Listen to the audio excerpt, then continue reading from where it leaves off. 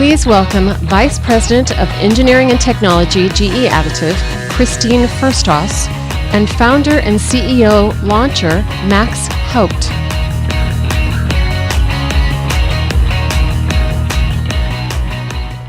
Well, good morning. It's my great pleasure to be able to introduce Max Haot. Max is the founder and CEO of a company called Launcher. And Launcher is a Brooklyn-based company who, wait for it now, they're on a journey to deliver small satellites to space. To me, this is just an exciting and exploding area, and Max is on the leading edge of it. Launcher, he founded in March of 2017, so just about a year old now, and he's rapidly progressing, as you'll see, towards his goal of developing a purpose-built rocket. Now, this isn't his first entrepreneurial endeavor.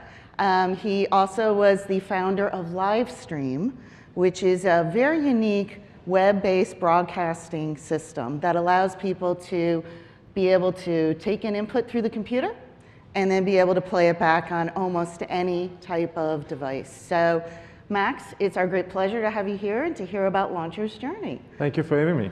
Just to put everything into context, I'd love to hear a little bit about what you're doing and give us a little bit of background into what the mission of your company is. A picture is better than 1,000 words. So the previous slide is actually our end product. So we're building an orbital launcher capable of delivering 300 kilogram to low Earth orbit. We're 1 year old. We're really at the beginning of that journey, and it will take us probably approximately 10 years to reach our commercial phase. What we're going to see now is some of the work we've been doing using additive in the last year. So this is our first rocket engine. One of our key objectives was to obviously make sure we develop and fire our first rocket engine using additive. And this is the engine in just 3 parts coming out of the machine. You can see the 3 parts for this 500-pound liquid oxygen kerosene engine after machining and heat treatment right there ready to be tested. Obviously, you're not a rocket development company or propulsion company unless you can test. Actually, thanks to additive, manufacturing is not our biggest cost, but testing is. This is our test site actually on Long Island on an old Grumman airport where we have this infrastructure, and there we have a test stand, which is like a deconstructed rocket to be able to test the 3D printed articles. And at the front, you can see the engine there being mocked up, ready to be tested. Great. And then that's the engine a bit close up. 3 parts, all 3D printed in Inconel 718. And the last slide is the engine in action. And I think at the end, we'll see a little video of it being fired successfully, right out of the 3D printing process. Yeah, so Max, for me, 3 parts, a rocket, getting small satellites into space. Talk a little bit about how you really came to the mission for Launcher and your decision that additive had to play a big role in that. So for us, additive is not a choice, it's actually a matter of existence. Entering and starting to develop rocket engine that eventually will be capable of delivering satellite to orbit used to require millions of dollars of tooling and also very complex assemblies of hundreds of parts that if you want to iterate and modify one part, it's not only expensive to make the next test article, but it's also very complex for your engineering team to basically update all the drawings and so on. So thanks to additive, we're not only able to start a small engine, which uses the same propellant as our bigger engine that will be 40 times bigger. It also has the same pressure and similar pressure and mixed ratio condition that our engine. And we're able to test that at small size and iterate. Every time we manufacture a new testing engine, we are making change. We only have 3 parts to change in the CAD, and we're manufacturing it within a month, and the week after we are testing it. Great. So being able to use additive to combine parts yet still get the performance you need. You talked about the pressure. I know that there's not the nicest fuels sometimes, they're pretty harsh, but this is holding up and it's allowing you to move quickly. As I mentioned, it's a matter of existence. So we couldn't be with our, the size of our team and our funding, we couldn't enter this market. And some of the early talk we heard from Paul, it's not just about, as people in other industries, not just about how quickly you will move versus your competitors. Who else, which startup is coming out of nowhere and starting to compete with you thanks to additive? Now the downside, they're far outweighed by the upside, which is, part reduction, iteration, Right. cost, and speed. The downside for us is that you're still limited in the size of the engine you can build, and we're really excited that, hopefully GE and others will be building bigger machine. Probably a cubic meter is what our next engine we hope will need to be 3D printed. Surface roughness can be a challenge, but the upside is really there, including part reduction, but also the internal channels that we need. We have 57 1 millimeter square channels inside these parts. This would be very complicated traditionally, and we're getting it right out of the printer with the channels. We just have to clear the powder and fire them. That's just such a great testimony to how you've been able to take a technology and apply it to your specific needs. I'd like to follow up on the comment you made about companies being able to rapidly be able to compete. In fact, you've compared this industry, the small satellite industry, to the startup of the internet in the 90s, right? Lots of people who can get enabled, moving so exponentially fast, being able to really help to chart what the future will be. Can you elaborate a little bit more on that? And again, how has Additive helped to play that role? Well, our customers are making satellite. If you look at traditionally, satellite used to cost $200 million, $100 million or a bit less to launch with SpaceX and others, and probably $50 million to insure. They had to last more than 15 years, and they were the size, or they still are, but the size of buses and a few tons. Yeah. Thanks to the mobile phone supply chain and Moore's law, as we've discussed, new entrepreneurs are basically competing with these satellite 1,000 times smaller, the size of loaf bread, CubeSat, and other type of satellites. And they're making them for a few $100,000, and they're launching them for a few $100,000. So the key there is that entrepreneurs were, only government and large media company could basically build satellites and innovate in space. And now, thanks to this miniaturization, you have the entrepreneurs and the VCs behind them that with, millions and then tens of millions of dollars, you can build a service for imaging, data, and communication, and you can compete with these traditional constellations. So that's, some of these satellite companies actually use 3D printing, but why we hear is that these companies, they need a much smaller launcher. A SpaceX launcher is about 20 ton. Yeah. They need a launcher that's a few hundred kilos and that can be purchased for maybe less than $10 million, around $5 to $10 million. And for us to be able to build such a small launcher at that cost, and others that are trying to do this, it would not be possible without the advance of 3D printing, just from the fact that we can get going without being an incumbent, without having all the tooling and all the technologies to build traditional engines and chambers. Basically. No, that's a great point you made about the tooling. It really unencumbers you in a number of ways. And you mentioned that not only does it change the way you can look at the types of parts you build, how quickly you get them, but it can change your business model too.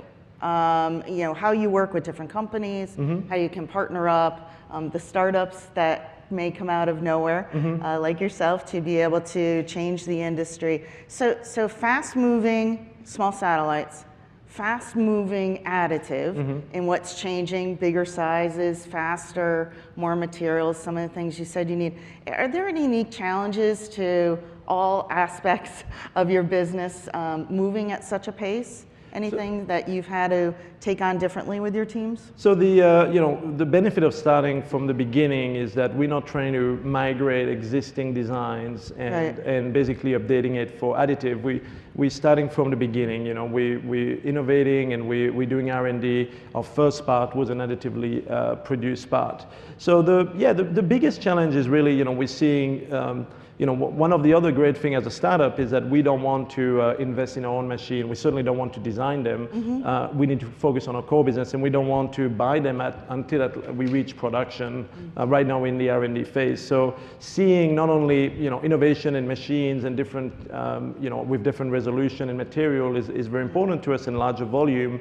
but also seeing service companies around the countries that are buying them and that we can rely on is a key for us. So seeing more service providers is very important, seeing larger volume is important. Of course, getting smaller internal channels and surface roughness would be great, but we can work around that. Yeah. No, you brought up a great point that additive in many ways is a whole platform of technologies, and that's what you and your teams are doing, your engineering teams are, and I'm aware that you're using laser today, but there are so many other methods also that allow you to look at using different materials, going into different types of features, as you just mentioned. Again, is that something that you're very keen to? You consider it really an imperative to advancing your business? So what's interesting is that chemical rocket technology or combustion technology comes from the even from the steam engine to some extent, some of the shapes of the nozzle, and then it comes from the 20s, and it kind of was perfected in the 70s and 80s. So this technology is established, and today we are replicating some of these proven design using additive manufacturing. Obviously the part count is reducing, and some of the performance is changing slightly. But what we're looking forward to is to be able to actually innovate beyond. It's creating shapes of injector and shape of different parts of our engine that we probably couldn't have designed subtractively or traditionally, and we will innovate with additive. So we haven't reached that point yet, and I don't think any other company using 3D printing for rocket engine has reached that point yet. But it's inevitable. Our engineers or other engineers will find new ways of doing things because their creativity and obviously the engineering creativity is unlocked because of additive techniques. That's a great point. It's not just a new tool for manufacturing, it's a new tool for creating products. It really is an integral part of that. You've just tested your first engine, which you label Engine 1, and we'll see a video of that in just a moment. But you're well on your way to Engine 2. It's a big part of your journey. And you've stated that you've determined that additive is going to be your manufacturing method going forward. It's not just for prototyping or to get something quickly. How did you come to that decision? Why was that important for you to declare early on? So it's actually the opposite. So we believe that to be competitive in terms of iteration and cost reduction of the engine, I mentioned that the technology has been there for a long time, but producing it cheaper at the same performance is a big challenge. And so for us, Engine 2, Engine 1, which you'll see now, is a size down. It's only 500 pounds of thrust, use the same propellant, liquid oxygen, and kerosene, and it helps us, measure the cooling and get data about the performance of the material under the temperature condition and so on. For Engine 2, every rocket company out there tries to build the biggest engine they can within the budget and team capabilities, right? And so for us, Engine 2 is not, should we do Engine 2 with additive? It's more, what is the biggest 3D printed rocket engine we can build within our technology cycle? And our technology cycle is the next 3 years. So for example, the chamber for Engine 2, which is 40 times bigger than the engine you will see, requires a cubic meter machine. I think GE is working on one of these. It's not in the market today, but I think it's pretty clear and inevitable that volume will go up, and we've made that bet while we work on the turbopump in the next 2 years. So I love that. So it's the biggest, I think, rocket engine that can be 3D printed in 2020. That's how we got to the size and the specification of Engine 2, not the reverse. We didn't design it and then say, should we 3D print it? That's great. That's great, and I love that understand the capability and where the technology is going was a big part of your decision. Let's take a look at the video of your Engine 1. If you want to just maybe no sound. the usually you can hear it, but here you can see Engine 1, so it's being fired at the test site you saw. It's using liquid oxygen and kerosene. Actually, at the beginning, you can see it's pre-chilled to cryogenic conditions, so it has some frost, and then as the engine starts, the kerosene is basically cooling the chamber through all of the internal channel, 57 of them, making it possible for it to run without obviously disassembling itself due to the combustion temperature, which can reach 4,000 degrees. So. And again, you founded Launcher in March 2017. Yes, so we did this in less than 9 months. with very limited budget and limited team. And this is a very important step before you start working on turbopumps and you start working on larger engine that can reach orbit. As I mentioned, engine 2 will be 40 times the thrust and the size. But it's, the size down is very important to everything scales in terms of the cooling channels and so on.